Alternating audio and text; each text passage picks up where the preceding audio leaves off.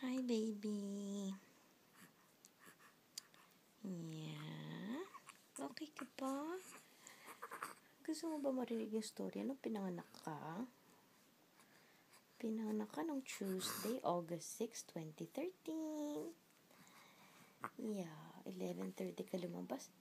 Kala ko, gusto ko na talaga lumabas ko kasi ang laki-laki ng tiyan ni Mommy eh. Ang laki-laki ng tiyan ni Mommy. Malaki, big boy daw si baby. Big boy ka raw, sabi nila. Kaya talaga ang bigat-bigat ng tiyan ni Mommy. Hirap na ako. Gusto ko na ikaw lumabas. Oo. Ay, nakuhulog ka ba? Nakuhulog ka? Gusto mo i-adjust kita? Sige, adjust kita. Ayan. Okay ka na? Yeah. Nung Tuesday nung hapon, kinakausap ko sa telepono si Tita Emily. Yung kaibigan kong taga-California. Yeah. Akala ko nga hindi ka na head down. Sabi nila hindi ka na daw head down.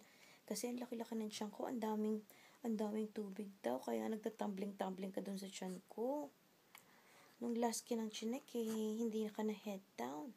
Hindi ako pwedeng manganak ng natural birth kapag hindi ka head down, baby So, nung mga alas 4, tumawag ako ng taxi. May appointment ako dun sa midwife ko. Tapos, nung nasa taxi ako, naramdaman ko, sakit-sakit sa tingin ko, lalabas na talaga si baby Jacob. Yeah. Pagkatapos, pagdating ko dun sa midwife ko, sabi niya, punta tayo sa hospital. Kasi baka mamaya lumabas na si baby Jacob, hindi ka pa naman head down. So, tinawagan ko si Daddy.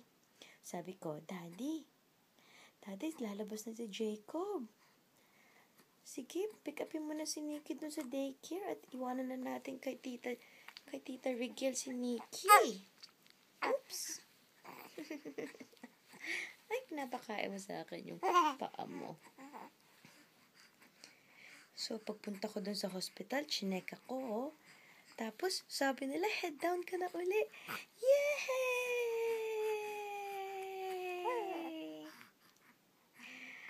Yay! Head down na si baby. Pwede na akong manganak. Pwede na lumabas si baby Jacob. Sabi nila, naku, lalabas na yata. Wala pa si Daddy. Wala pa akong kasama. Mag-isa lang ako dun sa hospital. Lalabas na si baby Jacob. Pero ano nangyari? False alarm pala.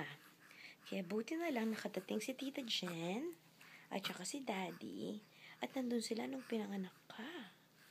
Yeah, excited sila Ako rin excited na lumabas ka. I can't believe ang laki-laki ni baby.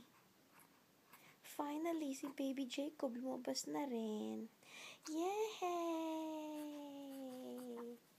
Clap ka nga. Yay!